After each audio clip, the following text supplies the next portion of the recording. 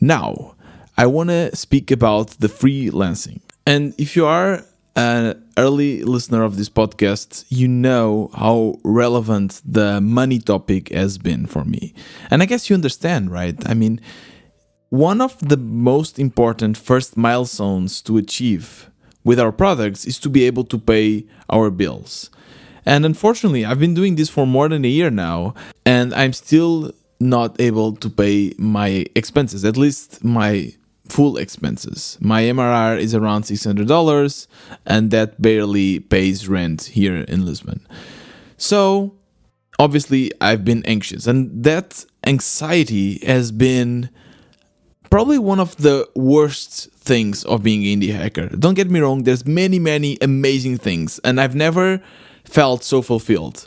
But this little black cloud that is always haunting me makes the whole process less desirable, makes me want to quit, makes me want to find a job so that I can relax. So I keep telling everyone, including my partner, that once I reach these expenses, once that black cloud becomes a little bit lighter, I will be able to relax and enjoy more this process. But unfortunately, it's not that easy to reach that. And I've been trying so many different things. So after more than a year of basically focusing 100% in my projects, I decided to try to find an alternative source of income, something that would bring a little extra cash so that this cloud that is haunting me would go away. But what is the main problem here? The main problem is that where would I find a project, something that would pay me and at the same time would still give enough leg rooms that I could focus on my projects? It's really hard because normally companies that are hiring full-time, they don't want to hire part-time. It's really hard, at least in the tech area, to find people that are hiring full-time. So my only option was freelancing.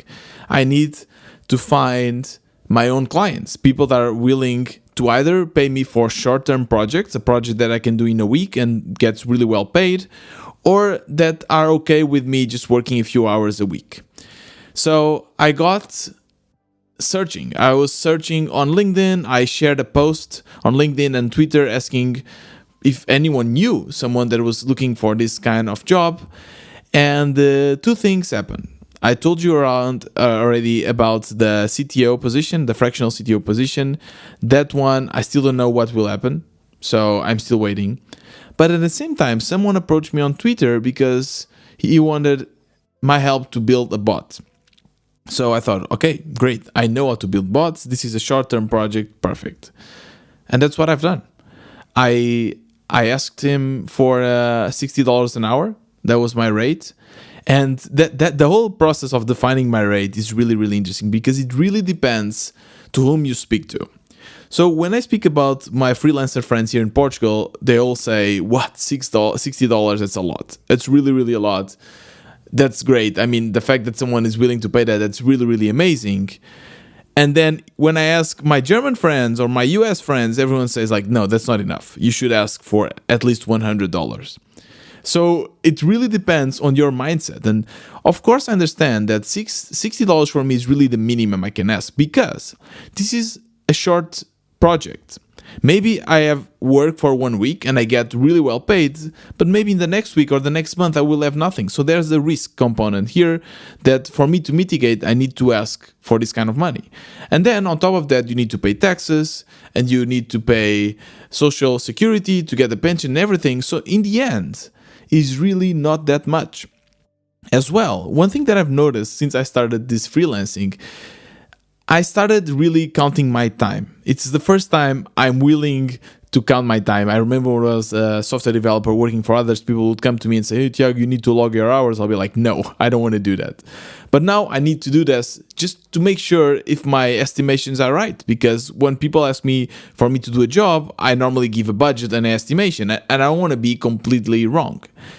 So one thing that I also realized that, first of all, it's not that easy to estimate work in this area. And if you're a developer, you'll know there's always something that doesn't go well. Either a bug or something that you thought it would work, but then the API doesn't allow you. So that's the first thing. Second thing, there's a lot of back and forth with your client, a lot of conversation, and you need to also estimate that, right? Like, just the first conversation I have with my clients, and I have already 2 or 3 conversations, only one actually resulted in a job. The other ones, they really didn't know. But I lost like 3 or 4 hours in these conversations. I mean, no one paid me to do that. So you need to have all of this into account when you're considering your hourly rate. Anyways, I got it. It was super exciting, to be honest. I was super happy because I was able to do this gig in about 10 hours or so, and I got paid. And just for you to understand, in these 8 hours of work, I got paid more than a month of MRR. It's crazy. It's so much like... At the same time, I'm super excited because it means that the market really wants my skills. And to be honest, it kind of feels good. It feels good when you see that you are not a complete waste, that what you have, what you know, and the skills you have are still appreciated by the market. So it gave me an extra boost. But at the same time, it also makes me feel, oh my God, like, how is it so easy to get money in one hand, but so hard to make money with my indie projects? Anyways, super exciting, and I still have some extra and more work to do to a few freelancing clients, and that's what I'll be trying to do. And I hope that this is kind of a word of mouth kind of thing. So if my clients like my work, they'll speak with their friends, and I will continue to kind of keep my eyes open for these possibilities and maybe reach out every once in a while to people or make a LinkedIn post to see if I can find more of this job. And what I like about this, again, is that I get paid. It kind of helps me to get rid of that money anxiety, and at the same time I still have time for my projects.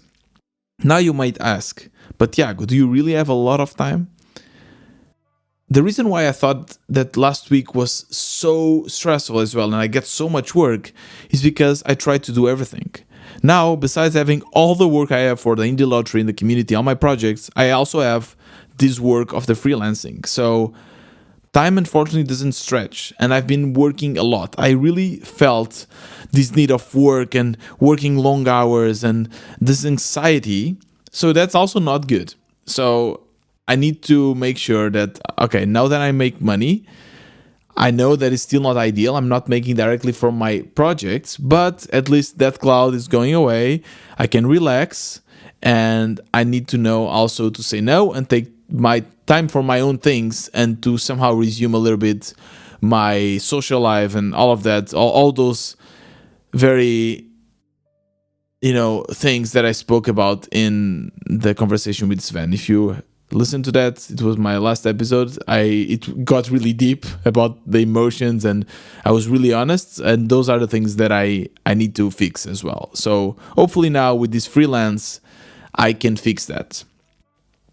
And that's it for the freelance topic.